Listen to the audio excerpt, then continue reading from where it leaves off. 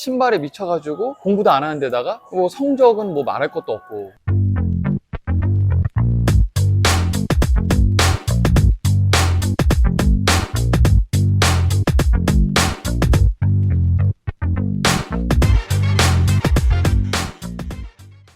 그러면 이제 슬슬 이동하실래요? 아, 로고가 그 발에 땅에 닿는 그 된다고 개인적으로.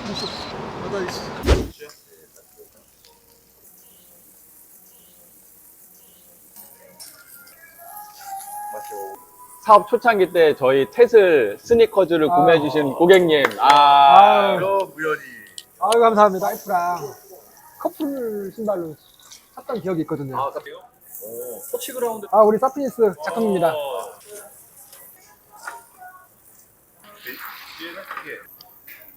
감사합니다. 네. 잘 입겠습니다, 이거. 제가 생각하는 약간 올드스쿨의 좀 멋있다는 느낌. 예를 들어 저희 아내한테 이 신발이나 이 옷 이런 거 느낌 어떤 것 같아요? 그럼 와이프가 너무 촌스럽다. 그러면 성공. 됐다. 됐다. 촌스럽다. 최근에는 뭔가 진정 그 아저씨의 감성을 좀 내주고 싶어서 생각을 해보다가 예전에 그 새마을 운동 이런 거 있잖아요. 근데 그런 스타일의 모자를 찾아보니까 새마을 모자가 있고 그 예전에 그 재해 났을 때 무재해라고 그런 문구 있었거든요. 그 모자 2개 사가지고 요즘에 좀 방송할 때 쓰고 있는데 터치그라운드 이 모자도 이 글씨체 느낌이 어떻게 보면 약간 촌스럽잖아요. 각도 빳빳하게 쓴 게 아니라 이것도 이렇게 다 그냥 찌그러진 이런 자연스러운 느낌. 촌스러운. 누군가한테 반응이 왔을 때 촌스럽다는 반응이 어떻게 보면 부정적인 느낌인데 이게 오히려 나한테 극찬인 거네요? 생각이 차이인 것 나는 같아요. 칭찬- 이 모자는 발매용으로 만들었던 건 아니고 하나만 만들었던 건데 저는 지금까지도 애착이 좀 있어요. 10년 전에는 이렇게 한글 로고를 써서 뭔가 브랜딩을 하거나 제품을 판다는 거에 있어서 소비자들의 인식이 아직은 좀 받아들이기 어려웠는데 어려웠지, 한글을 쓴다는 지금은 그러니까 저희 앞으로 나올 신제품들은 터치그라운드 한글 로고를 쓴 그런 신발들도 이제 출시 예정이 있거든요. 근데 그거에 대해서 국내 소비자들도 그렇고 해외 소비자들도 그렇고 꼭 영어가 들어가야 되는 건 아니죠. 거부감이 이제 없어진 거야. 근데 그런 느낌도 괜찮은 것 같아요. 색감이 네이비에 옐로우가 되게 이쁘네. 브랜드 컬러가 이제 네이비의 옐로우인데 이게 약간 촌스러움과 로고와 색감이 잘 드러나는 이 중간의 느낌을 찾으려고 하다 보니까 네이비 옐로우가 잘 어울리는 것 같았어요. 주량은 어떻게 되세요? 저는 그냥 맥주 500이 딱 좋은 것 같아요. 인간의 일하기 때 최고의 적은 술이야. 뭐라고요? 최고의 적이 술이라고요? 근데 형은 최고의 적을 항상 가장 옆에 끼고 계시잖아요. 최고의 적이자 최고의 친구 아니야? 최고의 적을 인질로 잡고. 주말에는 장비랑 이제 샘플들 챙겨가지고 집에서 방송 24시간 하는 건 아니니까 주말에는 정해진 시간 동안에는 이제 방송을 하고 애기 이제 학원 가는 날이면 이제 제가 픽업 오후쯤에는 데리고 나가죠. 나가가지고 이제 자전거를 탄다든지 그래서 아이랑 이제 몇 시간 놀고 오면은 그 시간 동안이라도 이제 아내가 쉴 수 있으니까 와이프가 프랑스에서 4년간 성악 유학을 했다가 한국을 복귀한 지가 얼마 안 됐을 시점에 오자마자 소개팅을 이제 받아서 만나게 된 거고 그리고 나서 이제 한 달째 됐을 때 제가 고백을 했죠. 결혼하자고. 한 달 만에? 한 달 만에. 그랬더니 이제 처가댁에서도 걔 무슨 병 걸린 애 아니냐. 왜 이렇게 급하게 서두르려고 그러냐.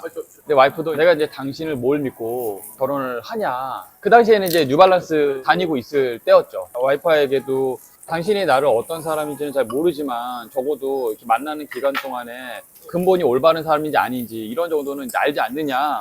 만난 지 이제 6개월 때인가 7개월 때에 이제 결혼했죠. 그 다음 어른분들이 양가 상견례를 하니까 속도가 이제 빨라지더라고요. 직장 동료들도 장가 가기 힘들 거라고 그랬었는데 지금의 와이프를 만났기 때문에 가능했던 것 같아요. 그래서 저는 지금도 와이프를 가만히 보고 있거나 자고 일어나서 이렇게 보거나 그러면은 예뻐요. 근데 와이프가 저를 별로 초반에 좋아하지 않았던 거는 외모가 못생겨서 마음에 안 들었었어요. 학교도 좋은데 나오지 않았어? 와이프? 아니, 우리 대표님도. 처음에는 신발학과를 나왔고 그 다음에 이제 편입을 했죠. 경영학과로. 연세대학. 그 신발학과가 있는 학교는 어디예요? 그 부산에 하나밖에 없어요. 그 경남정보대학이라고 원래 우리나라 부산의 신발 메카라고 막 그랬잖아요. 근데 이게 육성이 안 됐던 거죠. 학과나 이런 교육으로는.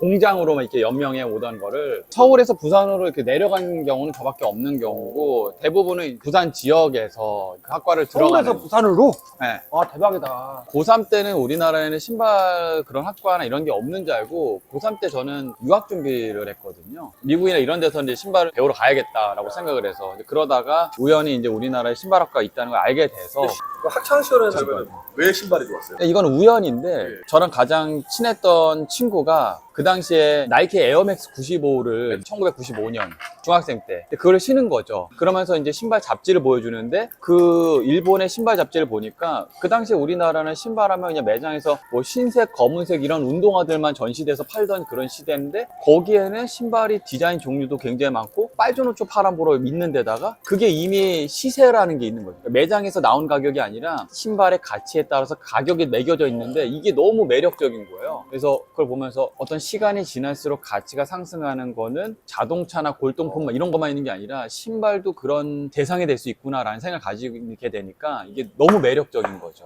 근데 지금은 신발도 하나의 재테크 수단이 되고 리셀의 대상도 되고 그런 중요한 아이템이 됐는데 그 당시에 이미 그런 느낌을 이제 갖게 됐던 것 같아요. 근데 중학생 때는 제 스스로 생각하기에도 그냥 뭐 중고등학생 때는 어떤 브랜드 운동화를 신고 싶어하는 학창시절의 호기심이나 이제 보여주고 싶은 욕구 이제 이런 정도가 아닐까라고 저도 스스로 생각했는데 고등학교 들어서니까 선생님 뭐 칠판 책 뭐 이런 거 할 거 없이 그냥 뭐 다 신발로 보여서 그때는 이미 그냥 미친 거죠 아예. 그래가지고 고등학교 2학년 때 자퇴를 하려고 했는데 근데 또 저희 아빠는 대학에서 교직원 생활을 하시기 때문에 정형화된 모습의 좋은 대학을 들어가서 일반적인 모습을 살기를 바라셨는데 신발에 미쳐가지고 공부도 안 하는 데다가 뭐 성적은 뭐 말할 것도 없고 그러니까 이 신발이란 대상이 너무 싫은 거죠.